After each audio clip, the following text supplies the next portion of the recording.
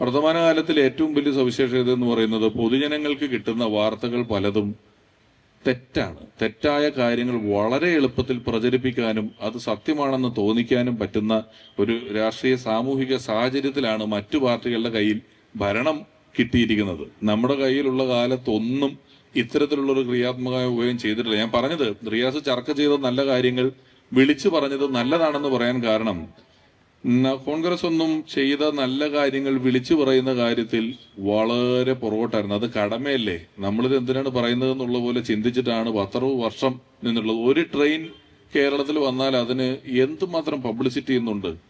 ഒരു റോഡ് വന്നാൽ അതിന് എന്തുമാത്രം പബ്ലിസിറ്റിയാണ് ഇന്ന് കൊടുക്കുന്നത്. ഇക്കണ്ട റോഡും ഇക്കണ്ട ട്രെയിനുകളും ഇക്കണ്ട സ്റ്റേഡിയങ്ങളും കാര്യങ്ങളും എല്ലാം കൊണ്ടുവന്നപ്പോഴും പലതിനും കാര്യമായൊരു നല്ല ഉദ്ഘാടനം പോലും ഇല്ലാതെ കൊടുത്തിട്ടുള്ള ഒരു പാർട്ടിയാണ് കോൺഗ്രസ് പാർട്ടി. അത് പറയാതെ പോയതുകൊണ്ടാണ് ഇന്ന് 60 വർഷം എന്ത് ചെയ്തു എന്നൊക്കെ പലരും ചോദിക്കുന്നത്.